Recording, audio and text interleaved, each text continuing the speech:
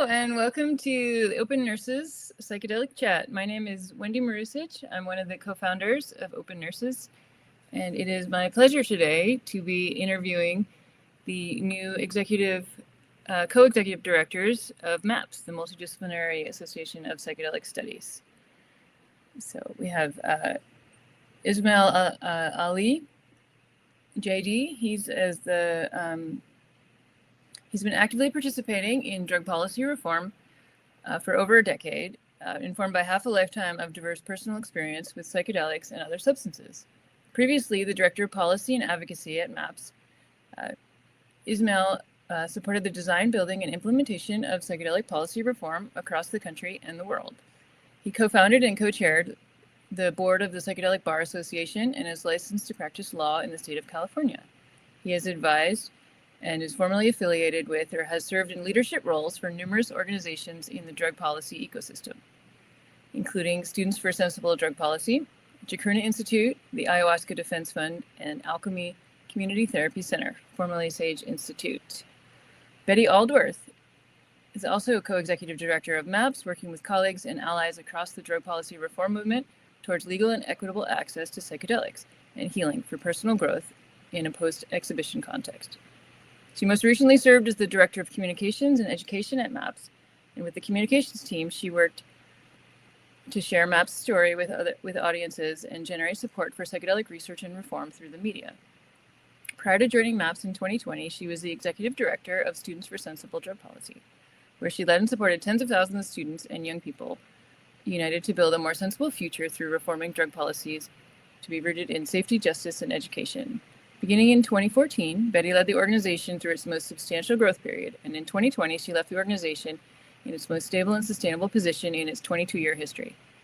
Since 1999, Betty has specialized in community engagement, public relations, advocacy, and policy reform for nonprofit organizations, including as a spokesperson and advocacy director for a successful 2012 campaign to regulate marijuana like alcohol, a collaborative committee responsible for legalizing, taxing, and regulating marijuana for adults in Colorado. As an activist and advocate since attending her first peace demonstration as a child, she organized her first action at age 13, learned her first hard lessons in coalition building when it was attended only by her mom.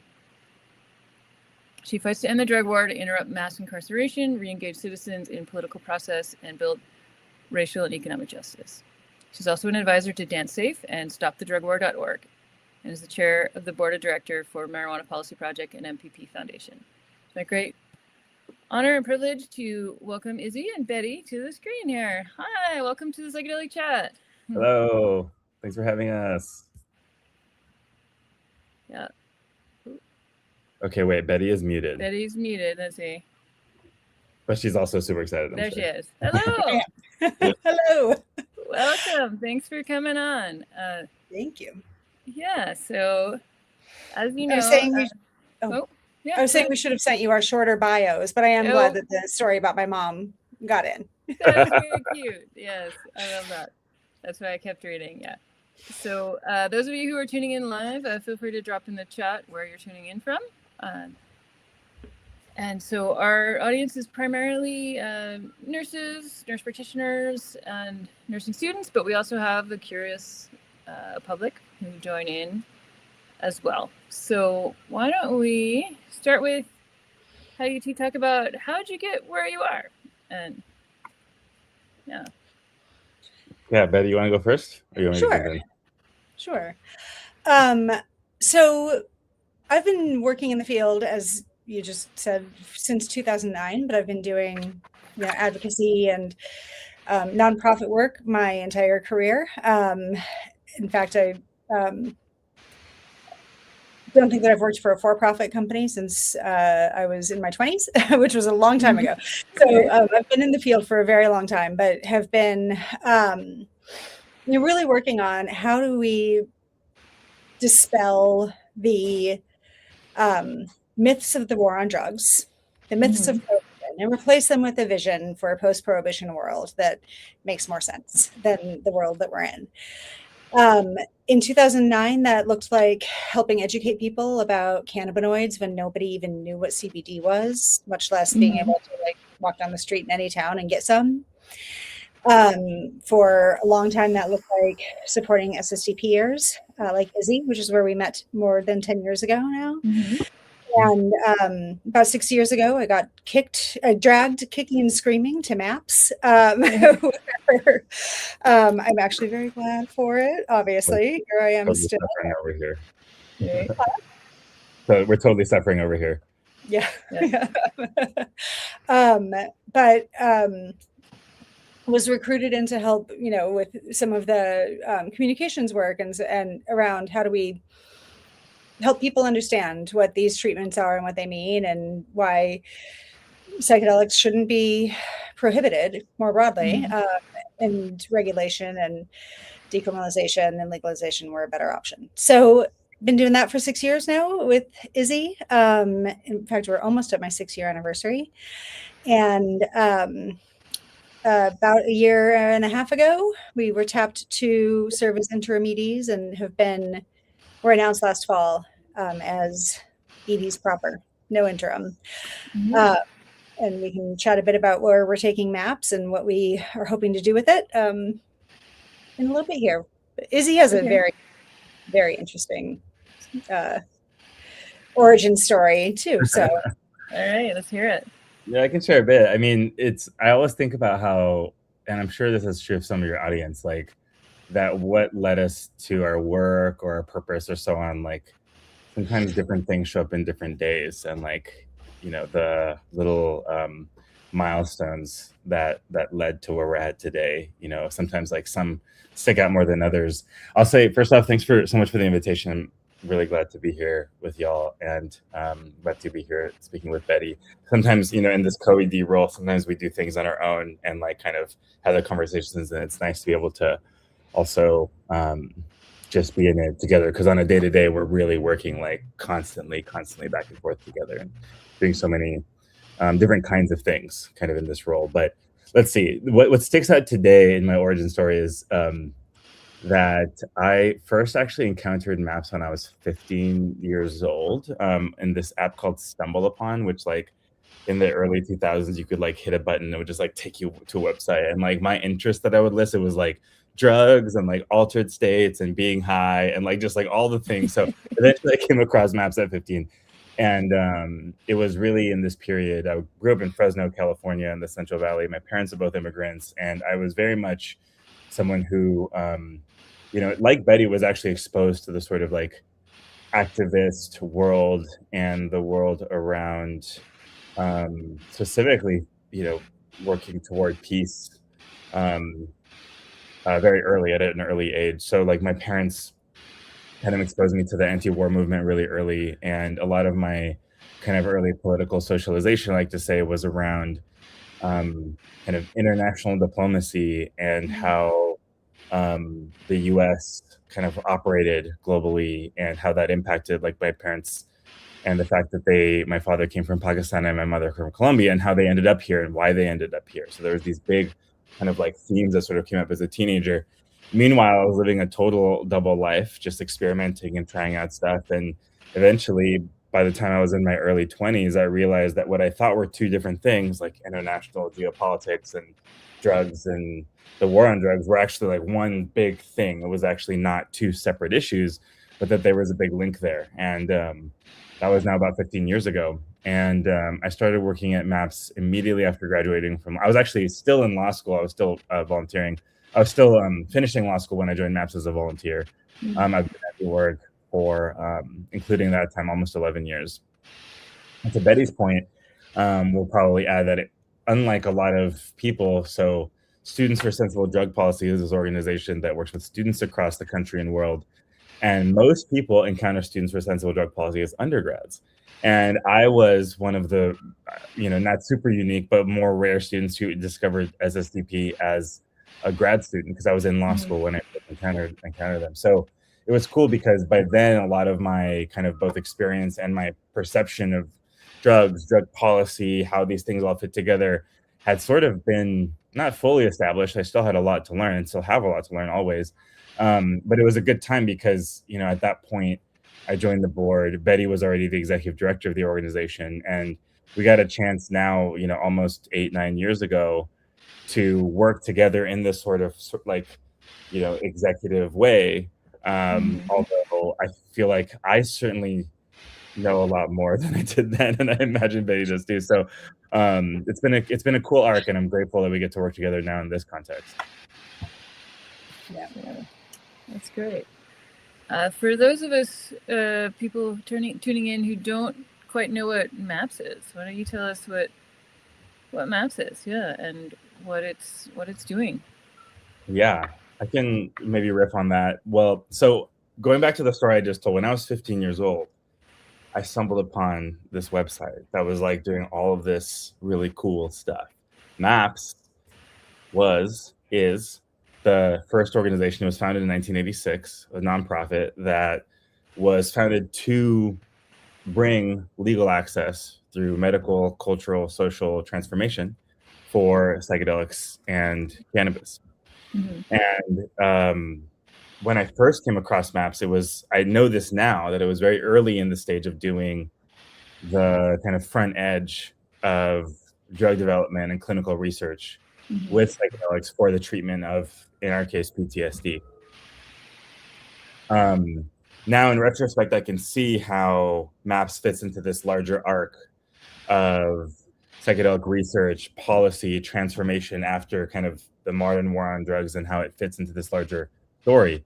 But MAPS's flagship project for the last number of decades that people probably know the most about is its effort to launch and incubate the organization, first known as MAPS Public Benefit Corporation, later as Lycos, and now as Resilient Pharmaceuticals, that actually led the charge to doing research through the FDA process, the clinical trials, with the goal of eventually getting medical legal access to MDMA for PTSD. MDMA is a therapy for PTSD.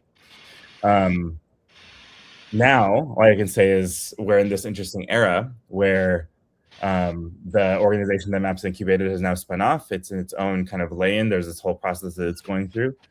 And Betty and I kind of stepped into our leadership roles in this place where MAPS is in some ways reclaiming its role within a larger movement, not just as a part of this larger conversation around drug development and legal access through federal approval, but also as an organization that is leading a movement of how to bring psychedelics responsibly into society in a number of different ways, including, you know, medical access and federal approval, but also including everything from how do we make sure that we are inspiring new kind of forms of research and forms of clinical trials and forms of psychedelic education, while also making sure that people, 99% of whom are not going to be taking psychedelics within a clinical or even regulated context, are not left behind, and making sure that they get the education, the resources, the safety net, the political support, et cetera, that they need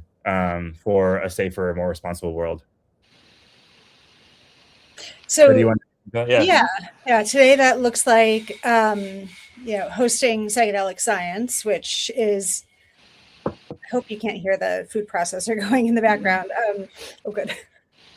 Hosting psychedelic science, which is the largest gathering, the largest conference for people from suits to tie-dye who are interested in psychedelics every year that it's held. And we are going to be in Denver again in May of next year, which I'm very excited about.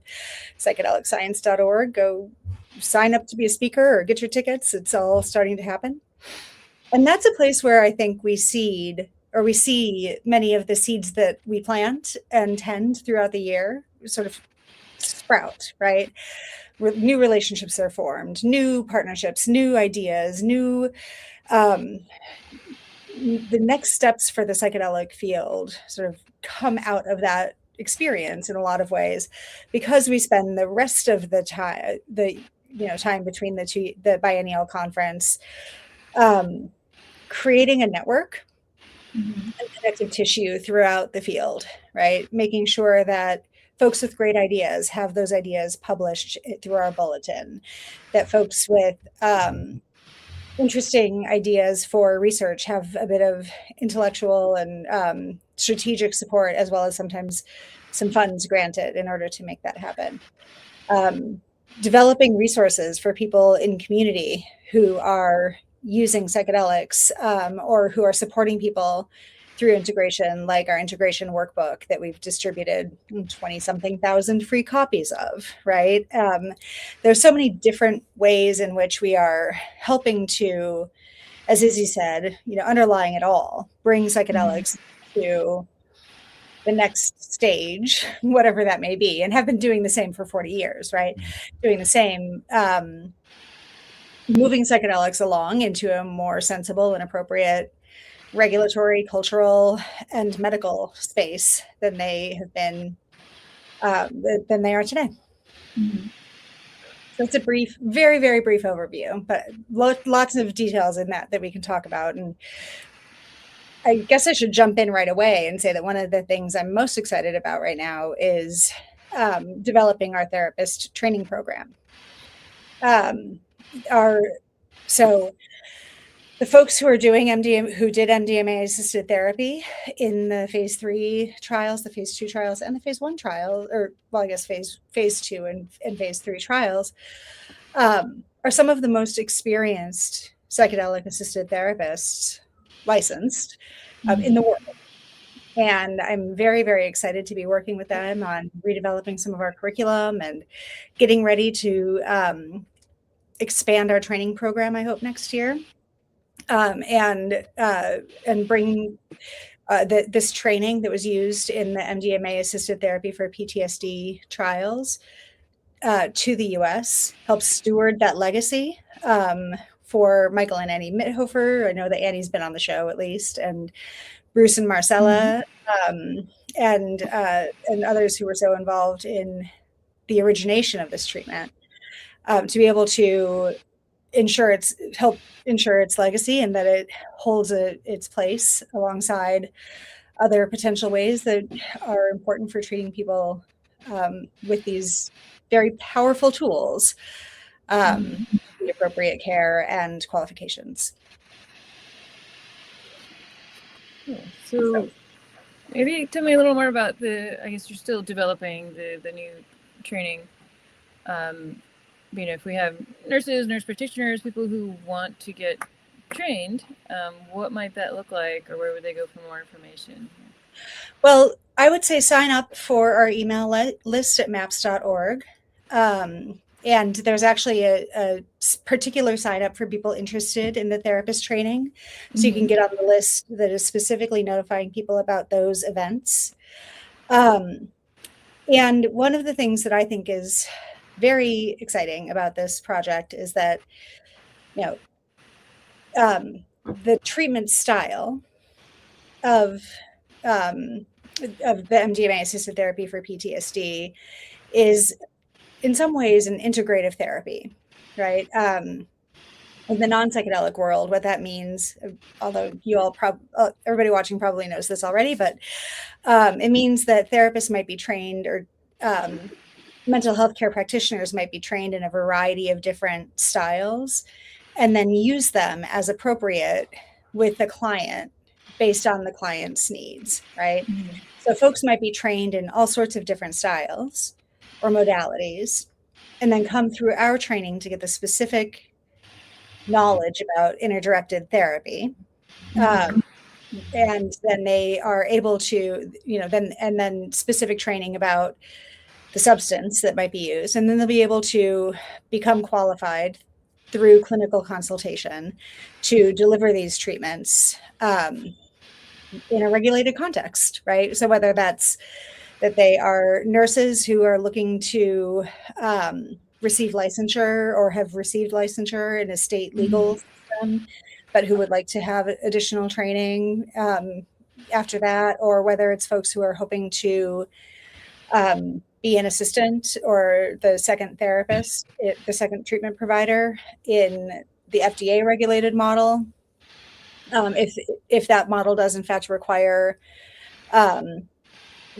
doctorate level prescribing and supervision or oversight during the sessions, there's no reason that nurses couldn't be the second person in the room that I right now. We'll see what the FDA has to say about it eventually, but I think that there are going to be many places for nurses to be present, and that having having training in the program that really has spawned so many others and has influenced many others over the years will be a great feather in one's cap. Huh. Wasn't there also a first responder training that MAPS was helping with? Yeah, Izzy, do you want to speak a bit to this? And I think that, well, I can riff a little bit more on this after, but it's like this really speaks to the range of care approaches and professional capacities that are going to be needed to deliver psychedelic assisted care, broadly speaking, I think, in the sort of future paradigm that we're moving the field toward together. So it's true. So in addition to the therapist training, we also have a first responder training program that we developed initially with the city and county of Denver after the city of Denver decriminalized personal use of some psychedelics in 2019. Took a few years, but it really was kind of part of it was part of you could say a mandate from the local bodies to actually develop a training for the people who might engage with people in this sort of decriminalized context, right? So outside of a clinical or outside of even a regulated environment, what happens when there's an impact in use outside of that? And for those of us that have been following the numbers, we know that the visibility to psychedelics in these regulated settings also impacts kind of what people understand to be the perception of their use, whether it's to kind of destigmatize or so on, and impacts use outside of those environments.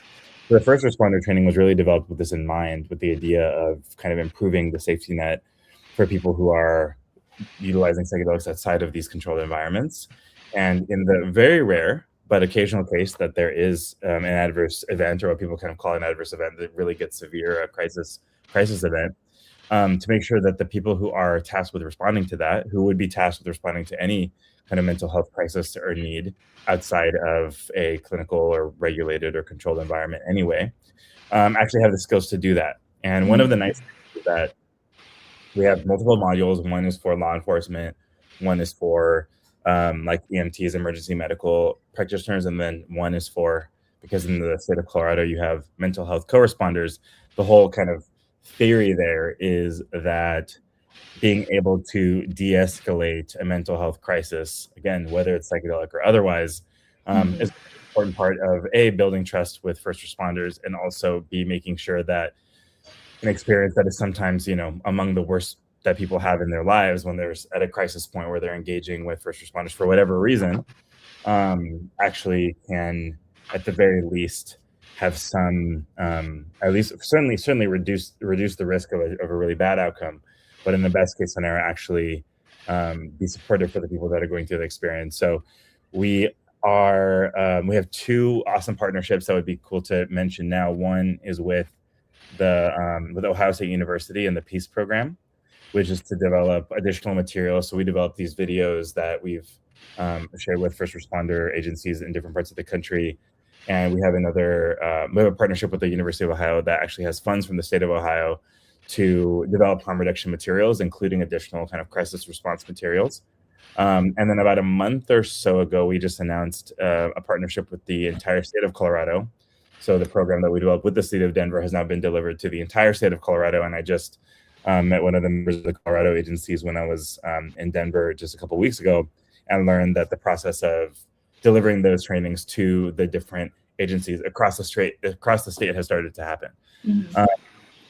And it just feels like a really cool milestone, because for a long time, and still, there's the sort of chicken and egg situation politically, which is, do these states wait until there is some sort of like decriminalization or regulated use or something that points to the fact that there are psychedelics being used in their state, or do they acknowledge the fact that whether or not there are legal or decriminalized or other frameworks, people are using psychedelics in their state, and it's important to make sure that those are there. So I bring this up because I think the whole kind of theme here, from what Betty was sharing with therapist training and also this first responder training, is we're really at MAPS looking at the kind of professional class and the needs of people who are not necessarily already going to be part of the therapeutic modalities themselves, but what are the different places that an individual might seek psychedelic care, whether it's through a therapeutic modality or something else, and making sure that those people are trained and prepared for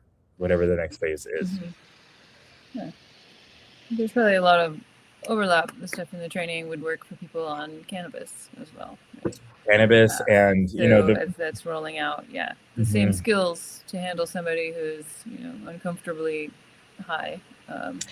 Or like, just just uncomfortable, Mhm. right? A lot of these skills are very relatable for somebody who's Mhm. experiencing any kind of mental health destabilization, right? And Right. very transferable. My hope, of course, is that, I mean, many of us have been through Zendo training, right? We know how to sit with someone who's experiencing a crisis. I think it's made me a better friend and a better listener, and like, Mhm. whether or not my friends are using psychedelics.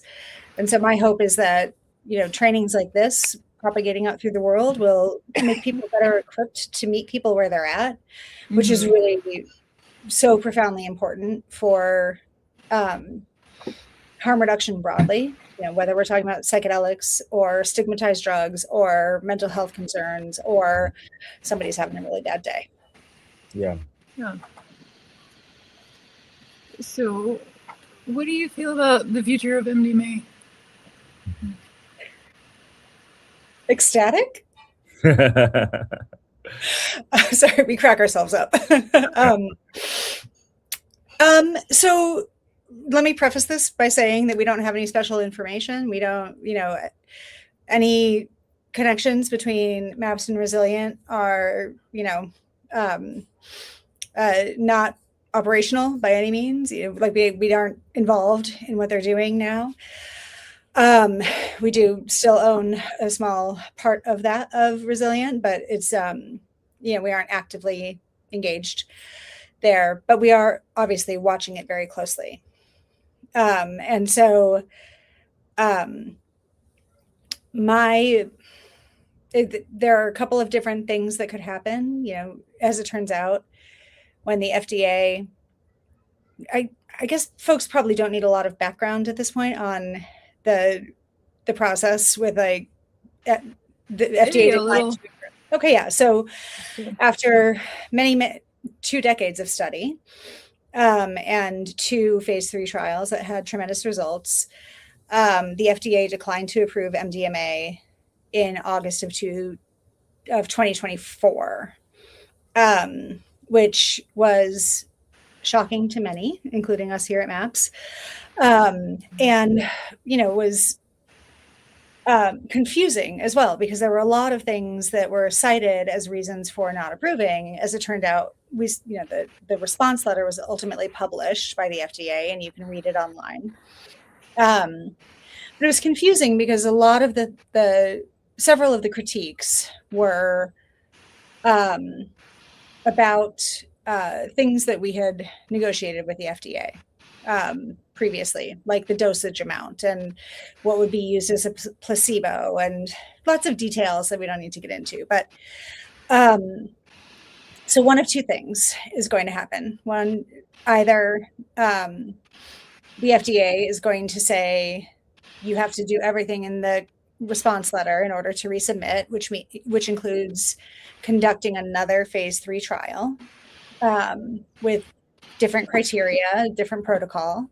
And in that case, it'll be quite a few years before it's approved through the FDA.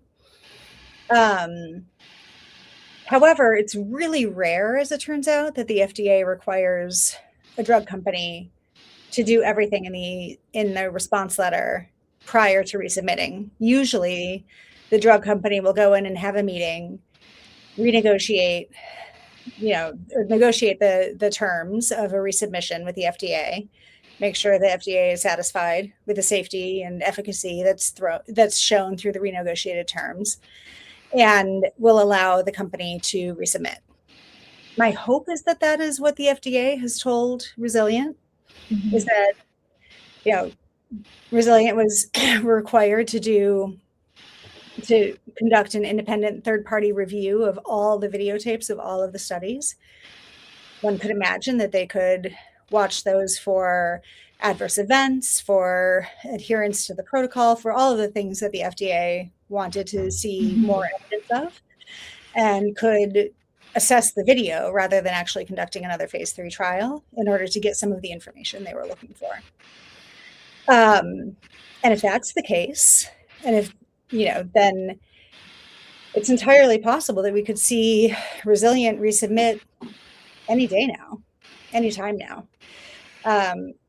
If that is the case, then they might qualify the NDA for a priority voucher. It might then again be eligible for a priority voucher, which would reduce the review process to a couple of months, or for accelerated review, which the NDA had previously prior to failing the first application process. So it could be like this year or this decade or 2030 something. It's hard to say right now because we don't have that insider information. But I do think that given the FDA's sort of more open approach to psychedelics now and greater education about psychedelic assisted therapies as they've continued to work with more drug companies doing development, I have to assume that some of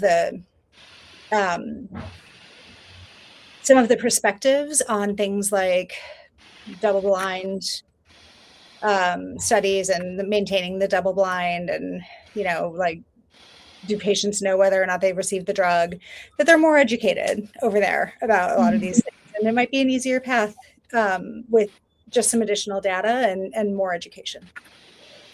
So. Fingers crossed, right? Yeah.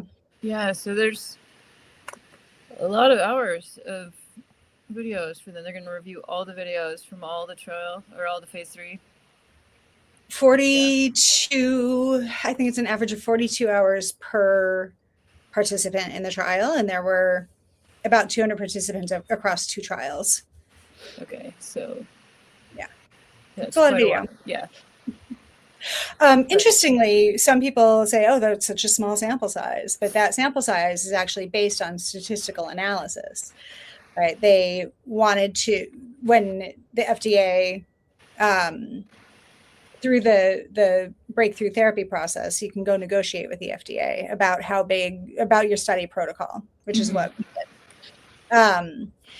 And because we did that, the FDA said, oh, if you maintain the same level of efficacy, a trial with 100 people, 2 trials with 100 people would be sufficient to meet safety and efficacy guidelines. So it's actually based on a statistical analysis because the treatment was so effective in phase 2 trials. Right. And if it's 42 hours per person, that's a huge commitment or whatever. Yeah, or approximate, whatever, with the 8,400 hours all the visits, a video review. That's a lot. But yeah, that's fascinating. And maybe they can recollect some more data while they're doing all those reviews, because to make it more useful. Yeah. That's Hope very so. cool. Fingers crossed. Yeah. So what do you envision for the future of psychedelics in general? Seeing some of the laws are changing, right? Oregon went first, right? And then you got Colorado, who's building upon what happened in Oregon. You got New Mexico. What's going on elsewhere, and what do you envision happening? I can share a couple of thoughts. I was just at a conference in Aspen where someone who helped develop the cannabis policy in Uruguay was attending. And that's notable because Uruguay was, some of you guys might remember, and some people in the audience might know that Uruguay was one of the first countries to actually have a kind of countrywide cannabis policy now over 15 years. And it just kind of signaled to me that even when what we see as like little kind of bits of advancements, whether it's at the municipal level or the state level, the federal level, or so on, that the times they are a-changing, as you say. And I'll say a couple of things. One, I'm glad you mentioned the states, because what seems to be happening is that while MAPS's efforts really set the groundwork for US federal access, and the language I've been using lately is that we've kind of created an industry that will stop at nothing to get federal approval for psychedelics, and that will do what it needs to do. It will figure out what issues the FDA has. It will figure out what it's going to take to get statistical significance and to make sure that the drugs are safe in the context that they'd be used, with an FDA-approved context and so on. I, without getting into specifics, I don't see a version of reality where that doesn't happen, just because there's so much investment and interest in that now. A lot of what we've been focusing on in these last years, as the kind of federal drug development process has gone forward, is, to your point, Wendy, looking at the other ways that people might access psychedelics in better educated, better regulated, or otherwise, let's call them safer, more responsible contexts. So I think that, the state legal environments are good examples of how whatever pace the US federal government moves, there will be people who are seeking methods to create access to more kind of responsible, structured environments, period. So I think that, and I think that they're here to stay. Like, I think that there was a narrative early on with the states that, like, we'll just do this until we get federal access. But in the process of learning about medical use and the medical context, I think a lot of people have become aware that those kind of federal medical access will be really valuable for certain people in certain contexts with certain needs. I like to think the more comorbidities someone has, the more likely it is that they're going to need professionalized support, which, by the way, is relevant, I think, to this audience, to nurses, because there's a big spectrum of the kind of support that people need when it comes to utilizing psychedelics in these regulated environments. It's at the baseline minimum includes psychological care and psychological support and therapeutic support. But for a lot of these substances, a lot of context, but we're learning as we do more research and study that the range of care, I think, will include the types of core competencies that fall under what nurses are trained to do, not just what people who are kind of working with in therapeutic context are trained to do, and at the intersection of those places. So I sort of see a future where we have, I like to say, like, lots of on-ramps and lots of off-ramps. Different people need different kinds of care and different kinds of support. From MAPS's perspective, it's important that someone who's on multiple medications with multiple comorbidities, who really needs professional medicalized support for their psychedelic care, can get access to that with good training from doctors, from nurses, from psychotherapists, from people who can give them the whole kind of continuum of care that I think they're going to need. At the same time, our perspective is that people should totally be able to grow their own mushrooms. And it should be okay that people can grow their own mushrooms and grow and gather and gift them to their friends and community and everything in between. Of course, different levels of responsibility are going to be needed for different levels of access. It's not good for people to be making false medical claims, or to be advertising things that aren't true, or to be kind of defrauding potential consumers who are really desperate for treatments. Like, there definitely needs to be real guardrails and groundwork laid so that those frameworks are responsibly brought forward. But I sort of see, and I think what MAPS is gearing toward and moving toward, is an environment where people can have different kinds of access for different kinds of needs, and that they're empowered and educated to make those decisions in a good way, so that they can kind of make decisions that are best in alignment with their capacity, and supported, whether through crisis response or through professional support or through hotlines, whatever that is, even if they're not always making the right decision for them in every given moment. So I think it's important that we look at the multiplicity of use and frameworks here. And it's both, and I want to make a note here that I think sometimes people hear this as a sort of value judgment, that, like, all use is the same or everything is okay. We're really trying to be just responding to reality here. I like to think of us, we're sort of delirious optimists, and we're like, we believe in a world that truly has all the services for all the people who are seeking support and seeking healing in their own selves and their community, with their family and their relationships. Yes, that's sort of a delirious optimism that motivates us. And anyone who's ever listened to Rick speak, he's got this visionary optimism that's about what's possible. And we've really inherited and carry that. At the same time, we're realists, and we know that you can't just like imagine that world. You actually have to set the groundwork to make that possible. So when I think about the future of psychedelics as a whole, it's really about what are the impacts of the trends that we're seeing? What does it mean that we'll have medical access? What that means, even if we have an industry that will stop at nothing, there will be barriers to entry from a cost perspective. There will be a need to get insurance coverage. These things are just real downstream effects of that environment. And when you have all of this amazing research coming out and the thumb on the scale of the media, people who are desperate and who are seeking support for things that they haven't been able to find treatment or adequate care and support for are going to be looking for access to these medicines regardless of whether or not they can get them legally or not. So MAPS is here to sort of make sure that even if people are operating outside of those clinical environments, they have as much as they can have as what they need to make those decisions wisely. So we're really like trying to look at that whole picture. How do we not leave people behind? How do we push the imagination? One maybe last thing I'll add here in my response is a big part of what MAPS has done over the last 40 years is expand the field's imagination of what's possible. The idea of getting FDA approval for a Schedule I drug that was criminalized was like really crazy. And suddenly it's like, it makes more and more sense as like that pathway becomes clear. We've been thinking a lot about precedent setting research. What's the kind of research that actually sets new legal or regulatory precedents that actually creates these pathways that don't exist right now? So for example, we're looking at two research populations. One, with couples, there's no DSM diagnosis for a bad relationship. But as a result, we can show that MDMA-assisted PTSD or MDMA-assisted context may be beneficial for couples who are going through issues. We're looking at not just treatment for people who have diagnoses, but people outside of that diagnosis paradigm in sort of an elective use context. Similarly, you have groups like our colleagues in the veteran community, our colleagues in the first responder community who are really pushing access for highly impacted populations. That's really important, and we celebrate and champion that. And what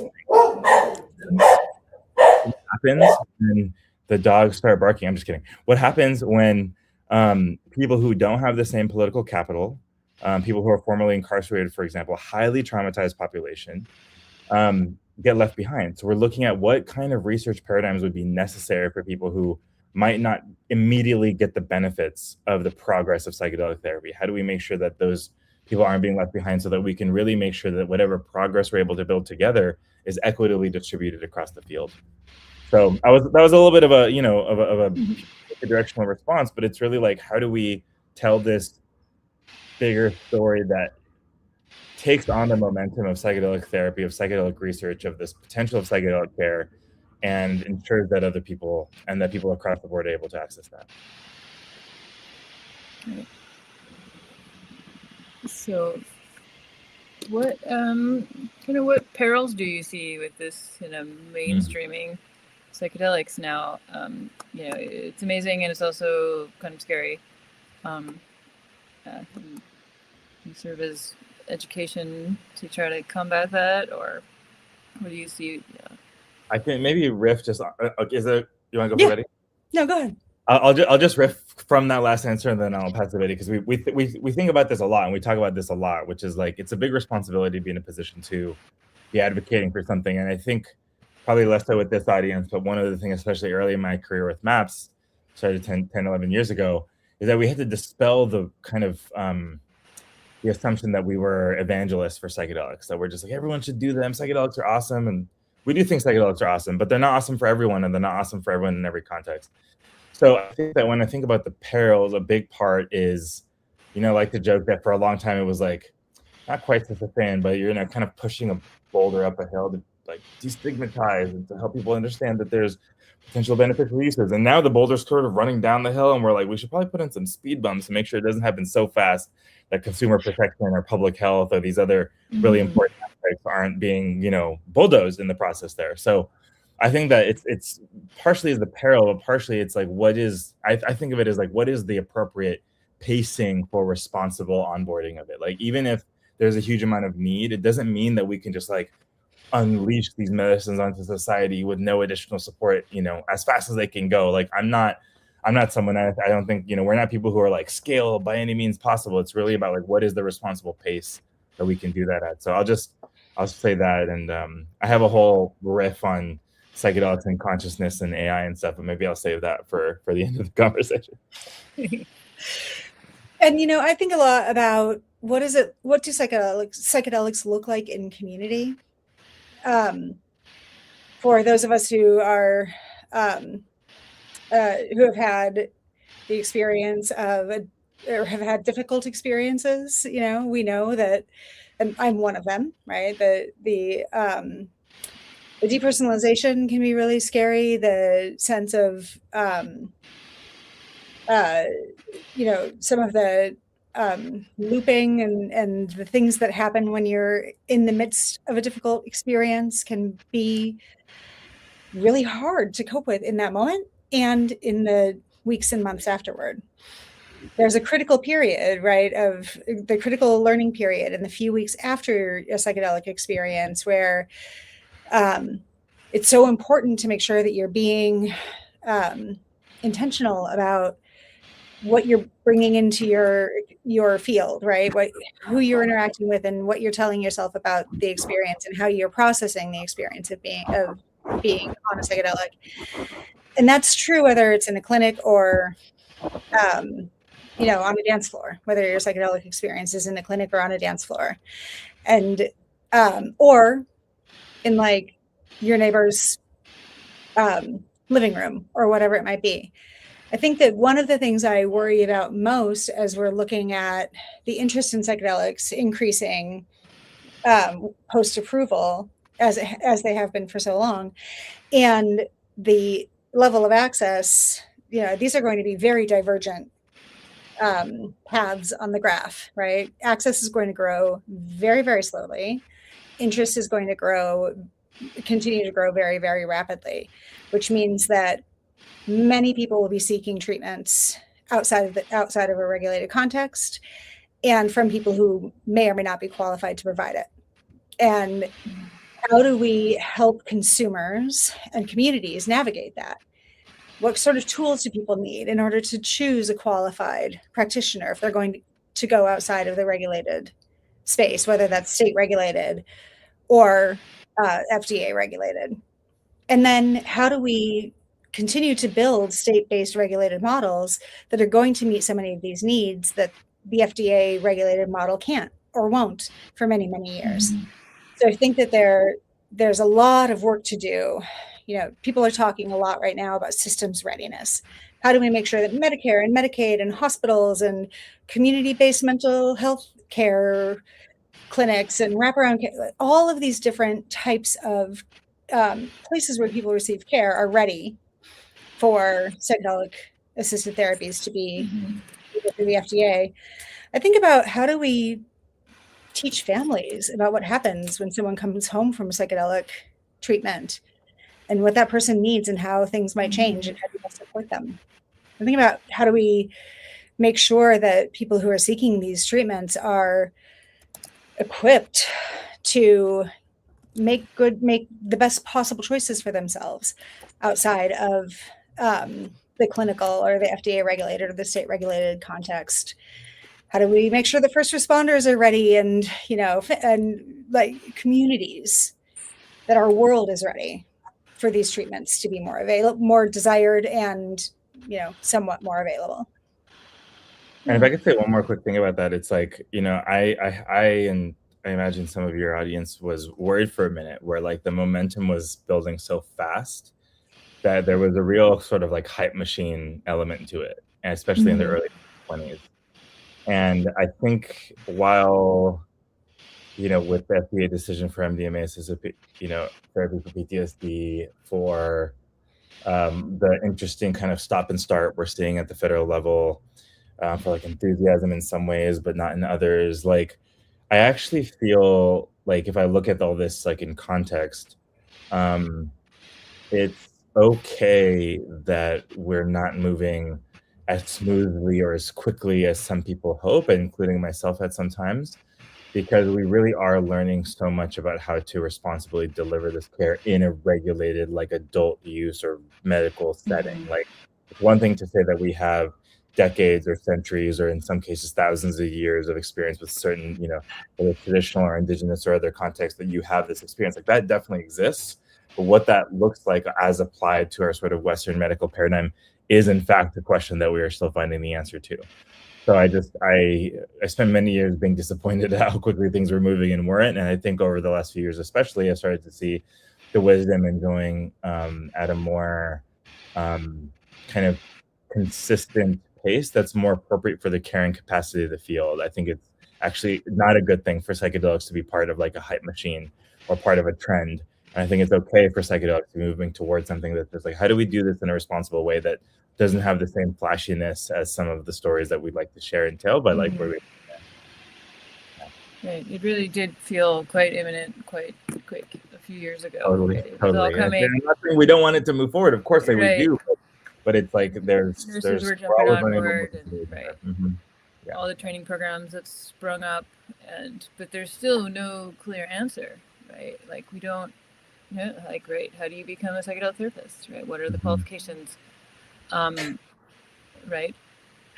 Yeah. So yeah, we're about to take some questions here. So if anyone's tuning in live wants to add some to the chat. Yeah. Okay. So right here. So many psychedelic trainees exist, and nurse's path isn't clear. Right. Where do we start, and how can MAPS help us navigate? Okay. Go, Betty. So, Wendy, as you just said, we don't actually know yet what the qualifications are going to be to deliver these treatments through the FDA, right?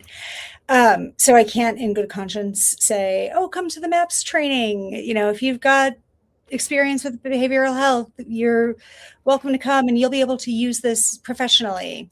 It'll, it's something that you'll be able to do next year. We can't say that. We don't know that.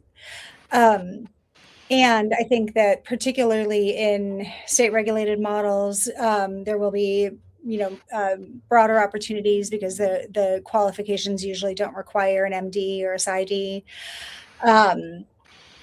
But the opportunity to focus your career on behavioral health is one way if you want to actually deliver the treatment. But as Izzy always says, we don't just need psychedelic advocates and psychedelic therapists, we need psychedelic accountants, right? We need psychedelic lawyers, right? We need psychedelic lawyers. That's right. And so there are so many different ways that you can plug in here. And yet the path isn't entirely clear yet. It'll become more and more clear as we go along. But if you are interested in providing treatment, then I would definitely recommend, specializing in mental health care, behavioral health, and really, pointing your career path in that direction, because the opportunity will open once we know a lot more about how the FDA will regulate or where we're going to see these treatments in states. Yeah, we've definitely said this sort of thing before on the on our interviews and elsewhere, but that becoming a nurse, if you're not already, is it trains you for a very broad skill set, right? You're able to sit with people, right? You're able to provide medical care. Here we have another question here. Apply to nursing school with the goal of a second career in psychedelic clinical trials and research. Have a BA in ethnology. Okay. Any ideas about a type of graduate degree to pursue? Okay. Well, first get your RN. Yeah. And then it may become a little more clear, right? And as you go into that, right, whether you want to study, go straight into the research, or if, a lot of us, myself included, have gone the psychiatric nurse practitioner route, where you can prescribe meds, you can do therapy, you can do those sorts of things. Although some of those limitations are state specific, so there's still no. Yeah, I can also maybe riff a bit on what Betty was saying, and I feel like in some ways these are both important and complementary questions. I appreciate both of you for asking. I'll share this trend I've been noticing, I should say, where for many years, when people would ask a question like this, for me at least, it'd be like, well, what's the direction I want to go if I want to do psychedelic research versus psychedelic therapy? And for many years, the only option was really preparing for psychedelic research, being part of a psychedelic clinical trial, which meant that you had to have a certain kind of set of skills and a certain set of capacities based on what those trials looked like and, you know, what the criteria were for the people who are participating in them. To the point that Betty was making earlier, we are not quite in the sort of like golden age of psychedelic treatment quite yet, but we are moving toward a reality where for a long time, if you wanted to participate in this, you had to participate as a researcher. And that was really the only option. And whatever your degree was, it was in the research context. And I think we're rapidly entering an environment where research is one way, and there will always be more of that, but that actual like delivery of psychedelic care will be increasingly available in general. I like to say that, like, you know, I, for many years, recommended people like pursue something like social work because of the versatility. And to Wendy, your point, like it's been clearer and clearer over time that actually the versatility of a nursing degree and the directions it can take because of the variability in what psychedelic care might look like is actually a wise direction to be taking. So in some ways, to I think Alexander's question, that the nurse's path isn't clear, I actually in some ways see that as an advantage at this point, because it isn't clear and neither is the rest of the field. There's still a lot of those questions that are sort of remaining to be seen. So I actually think that optionality is an advantage, not a disadvantage. Now, from a career planning perspective, it's probably nerve-wracking because it's nice to know what direction anyone is going always. Like I really understand that as a person who graduated from law school and then did something that no one ever done before. I was like, I don't know about this. So I wish there was a path here. But I actually do feel like, especially in this rapidly changing environment, both legally, regulatory, and from a treatment delivery perspective, it's actually quite a big advantage, to your point, Wendy, that like nurses are actually trained to do such a wide range of things, because I think that wide range of things are going to be necessary depending on what paradigm you're working in, right? Some are going to require more psychological or psychiatric care support. Some are going to require more kind of relational, you could call like medical relational support. So I think that until as those environments keep getting crafted, we'll have a better sense. And just especially because I know we're near the end of the time, I just want to give a shout out actually to Wendy, you and Andrew and everyone else at Open Nurses, because of a lot of what you guys are doing is crafting that reality as we speak. You're actually creating the space to demonstrate why it's important that nurses, and I would say a wide range of medical professionals, ought to be part of what I see as like a continuum of care. There's no, I think that any psychedelic care paradigm that only looks at one sliver and one type of care is missing the bigger picture. So I know I'm sort of just riffing on the questions here, but I think that my point here is that like, because we don't know what the future of psychedelic care in a regulated or kind of formal, federally approved environment will look like exactly, because it's so much, to your point, Wendy, so much of that will also be regulated at the state level, because it's not just about the delivery of the drug, but all of these other things. That future still remains to be written, and that's something that we can all participate in. That's part of what we're trying to do at MAPS, is like bring people into this movement that is still absolutely still being crafted.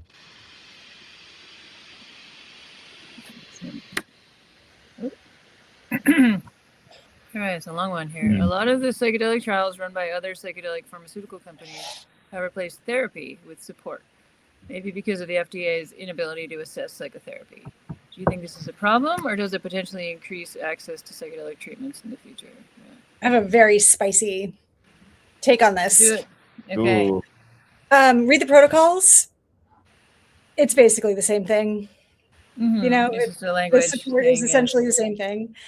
And so I think it's a huge problem, because what it does is creates a cultural perception that you don't need therapy with these treatments if you have a lot of comorbidities, to Izzy's earlier point.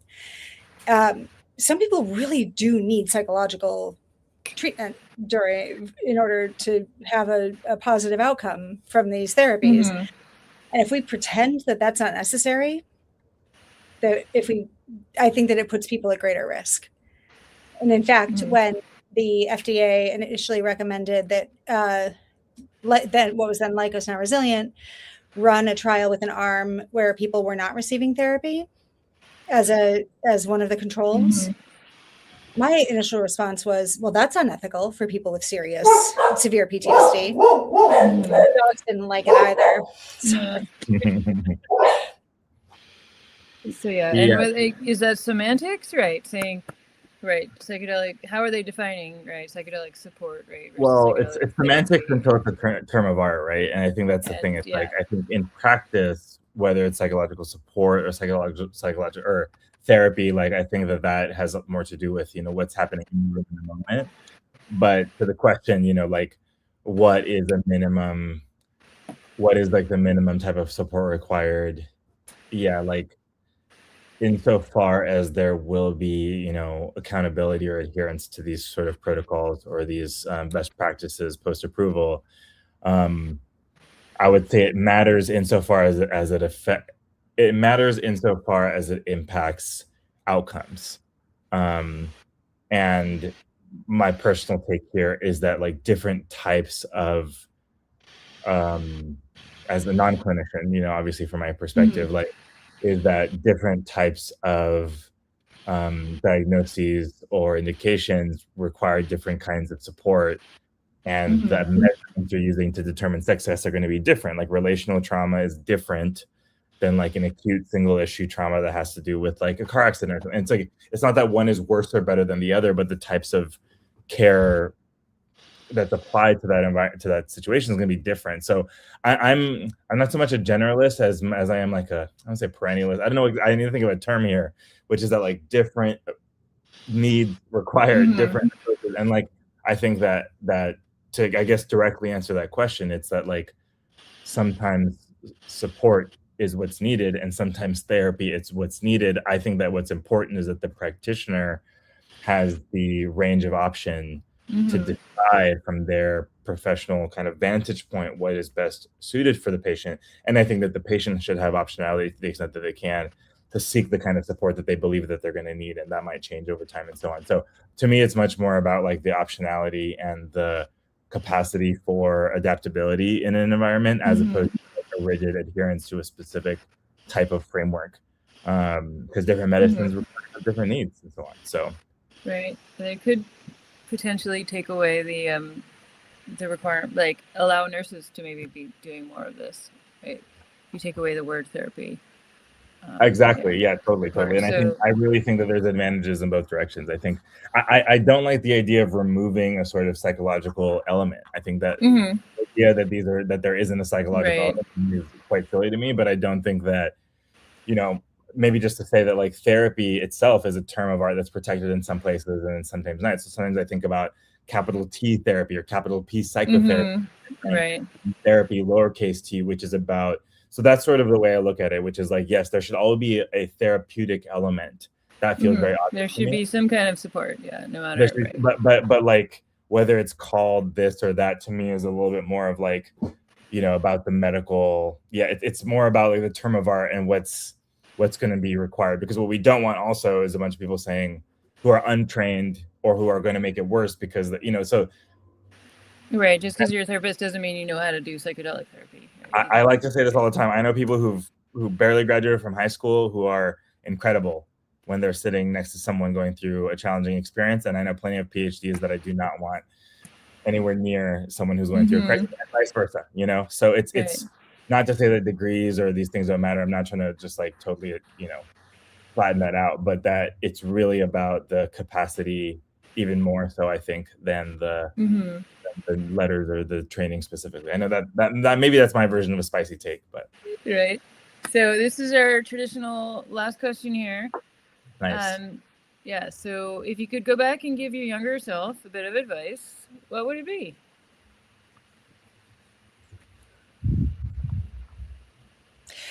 Well, this I'll